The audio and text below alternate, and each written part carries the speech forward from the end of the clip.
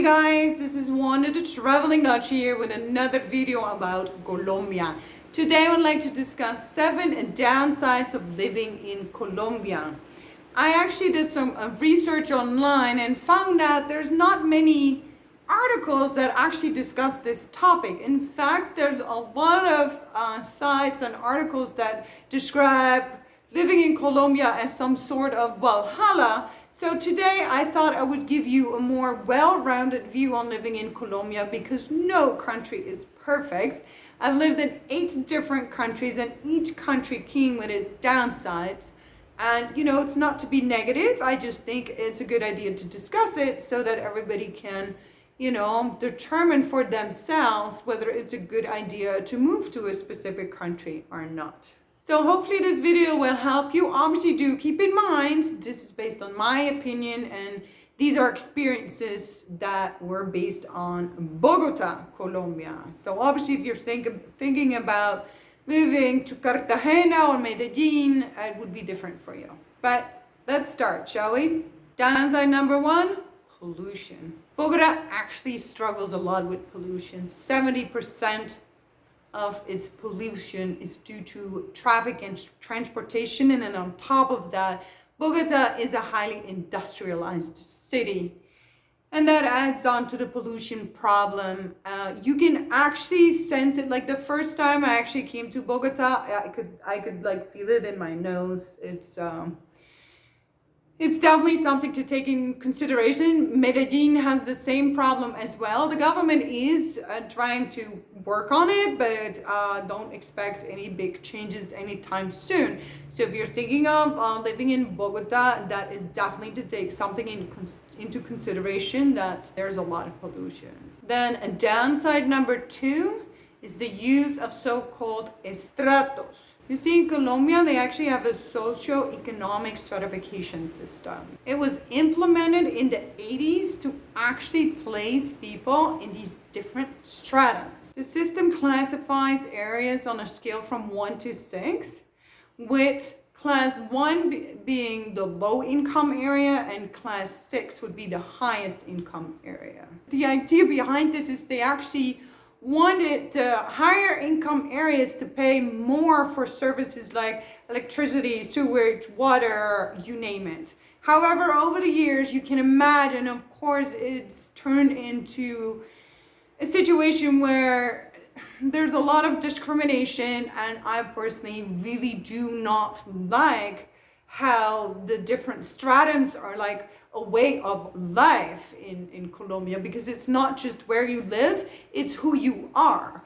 Basically, where you live also decides, it gives away a lot on, basically your income, the people you socialize with, the type of job you're most likely to have, the place in society you have. You can move between stratums, but you will always stay wherever your parents were. That's what you'll stay, and I don't like that system at all.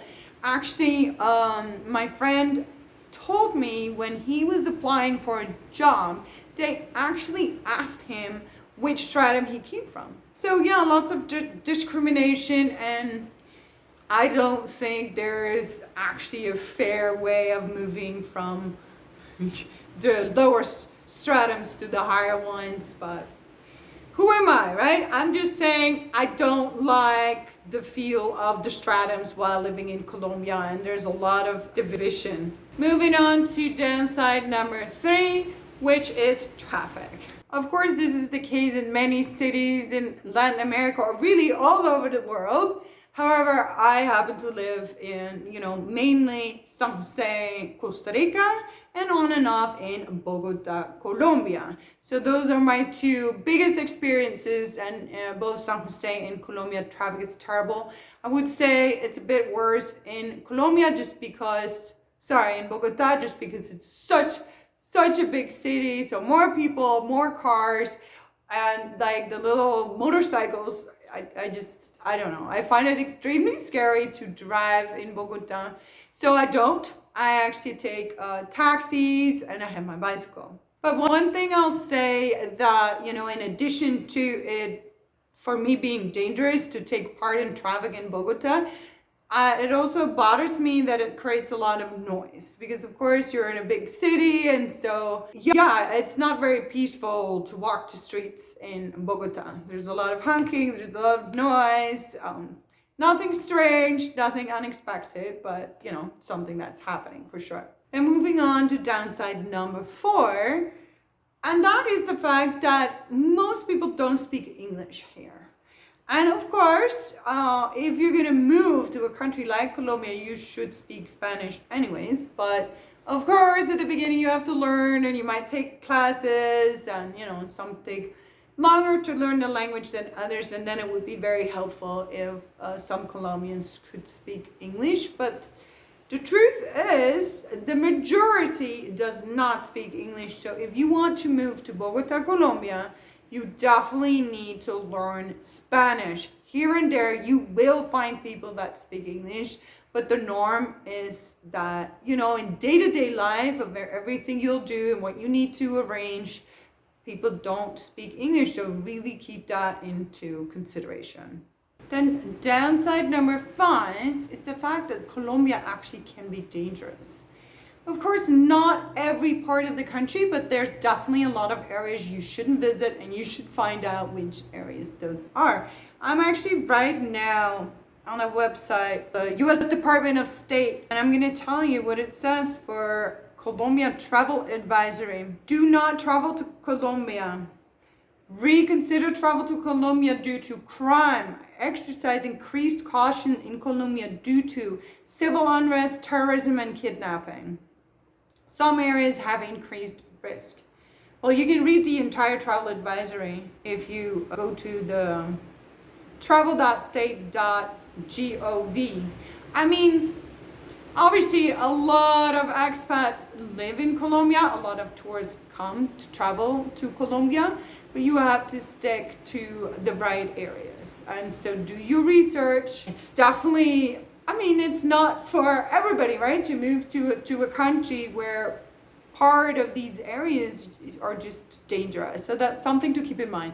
I do have to say, I have never ever felt unsafe while having been in Bogota. And then of course I do travel around. I'm actually in travel.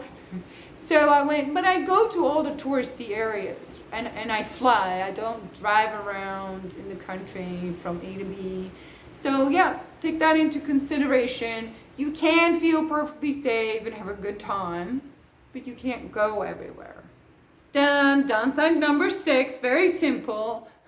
Jobs in Colombia don't pay very much. So if you have the dream of moving here and finding a job here, that's not going to happen. Not only is it difficult, it doesn't pay a lot, and you're way better off coming here with like an online job, or you could work for a multinational company. The minimum monthly wage here in Colombia is very low, so do your research.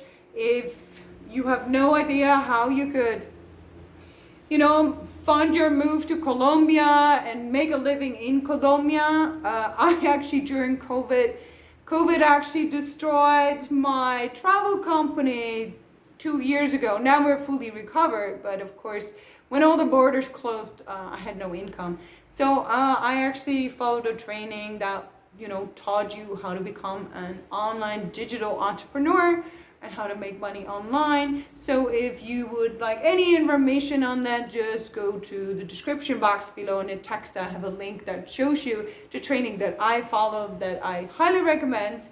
And so there is always a way to make money in Colombia. Then the last downside of living in Colombia, downside number 7, actually applies for many countries in Latin America, and that is the fact that customer service is not quite where you would like it to be. You need a lot of patience. So like I said, it's not just in Colombia. However, if you have never lived in a different country than your own home country, and you come from a country where, you know, it's fast-paced and it's efficient and things just make sense and add up, that is not the case in Colombia. Also, don't expect people to be on time when you've made an appointment. The timing is always a bit of, when they show up 30 minutes late in their world, that's perfectly fine. The fact that they're showing up at all, is to be seen as a positive. So you have to practice tolerance for that, because of course that in the beginning can be extremely frustrating. Hey, sometimes it still is for me. If I'm in a bad mood, I can't deal with that stuff. But regardless of all these downsides, of course, Colombia is a beautiful country, and there's a lot of pros to living in Bogota, Colombia, and I'll be sure to make a video on that as well, so you have a well-rounded view on living in Colombia. If you have any questions, feel free to put them down in the comment section below. I'll be happy to answer them. For now, I want to thank you for watching. Be sure to subscribe to my channel and click that little bell icon so you receive a notification every time I upload a new video. See you in the next one. Ciao.